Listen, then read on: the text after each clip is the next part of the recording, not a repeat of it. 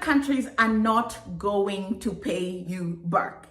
This is something that African presidents are beginning to be very bold about. It's something that was first said by Dr. Arikana Chihombori when she said that if it was up to her, the debt that Africa owes World Bank, IMF, and all the other institutions, she would stop paying, because what Africans have paid until this point is enough. You've paid for what you borrowed and like tenfold more on top of what you paid for what you borrowed.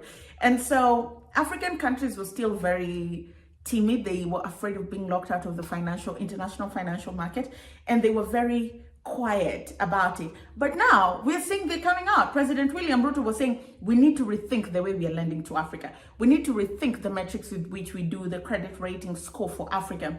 And now the president of Malawi comes and says, listen, I don't want to say we won't pay, but I need you to know that we can't pay. We need decision and action on debt. For like most least developed countries, Malawi is in distress because its debt is unsustainable. And so our call to action on behalf of all LDCs on this matter remains the same. Cancel the dates. Cancel the dates. Cancel the dates.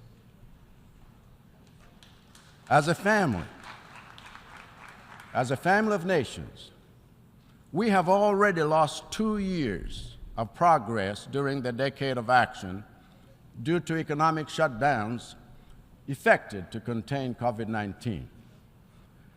And if you want the global economy to regain that lost ground, you must cancel the debts. Hello there, how are you doing? Welcome to another episode of our conversations. My name is Ondiro Oganga. I am a business journalist by profession and a digital content creator. I love coming on here talking to you guys about Black people, Africa, our empowerment, and how we can rise up and take our rightful place at the global stage. You can connect with me on social media at Ondiro Oganga on Facebook, Instagram, and Twitter.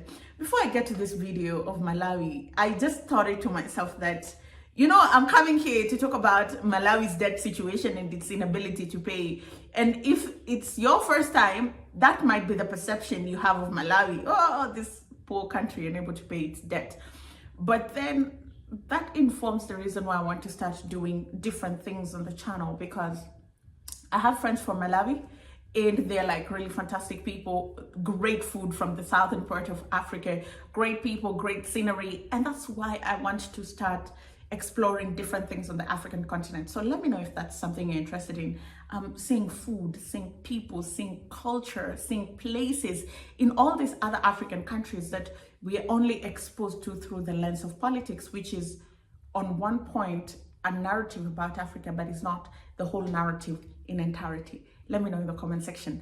Now to the video. The president of Malawi addressed the world at the United Nations General Assembly, and he had one message and one message only. Malawi is in debt distress.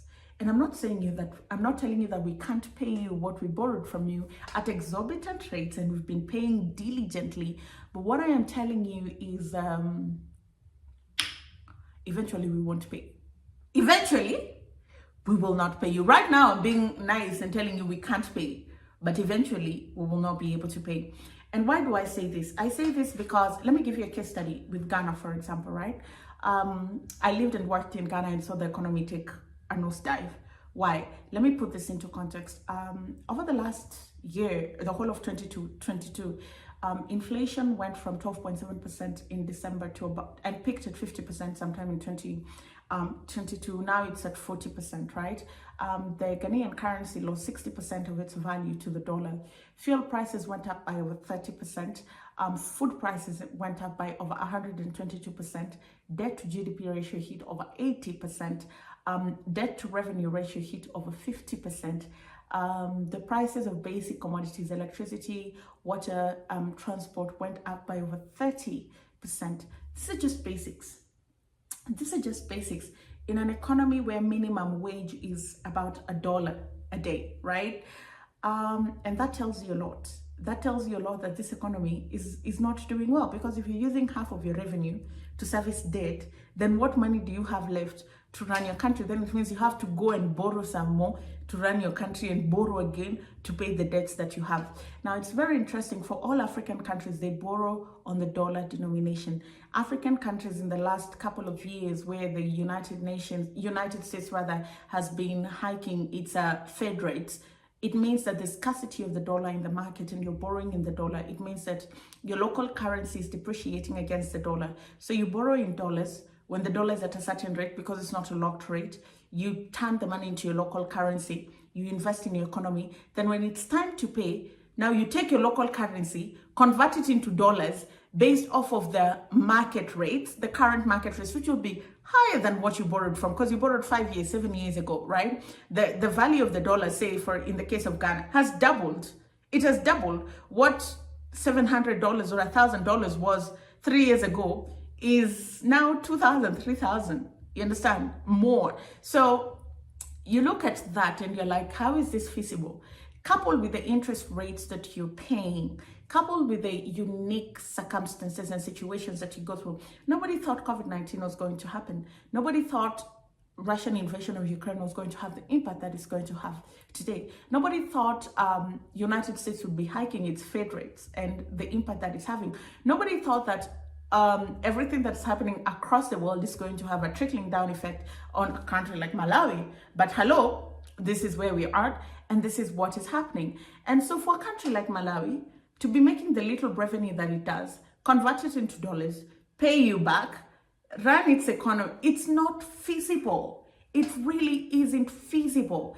And I'm not saying, while the president of Malawi is talking about debt forgiveness and debt cancellation, I have to be very objective as a business journalist. When I give you my money, it's business, right?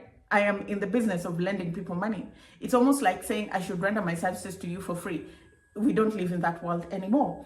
But then the bigger conversation outside of debt cancellation is debt restructuring, right?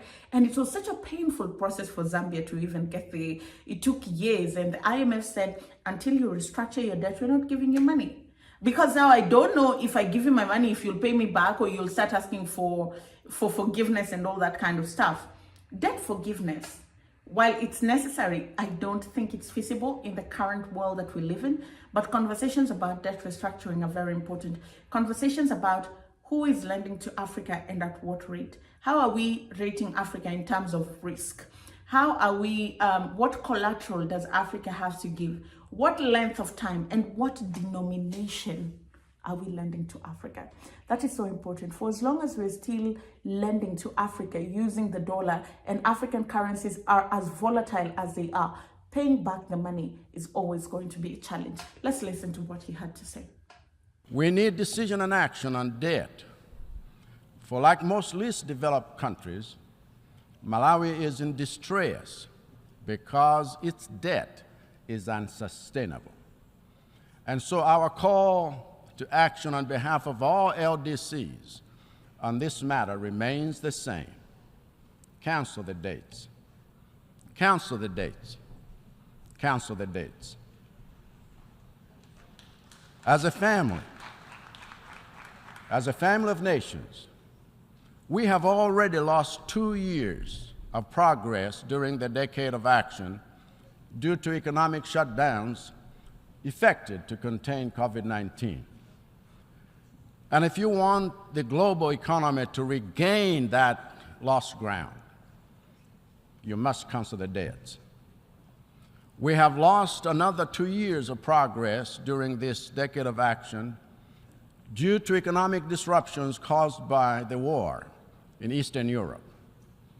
And if you want to see LDCs catch up on SDGs, you must cancel the debts. That's a decision you can make today, an action you can take that would breathe oxygen into the suffocating economies of the global South.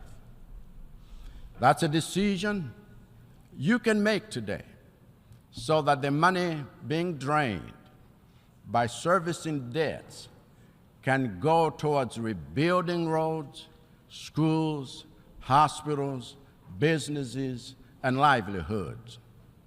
For Malawi's part, we are committed to continue implementing reforms and policies aimed at building economic resilience against shocks. We are committed to continue engaging the United Nations and our development partners, both multilaterally as well as bilaterally, in mobilizing international support that goes beyond disaster management and seeks to build sustainability.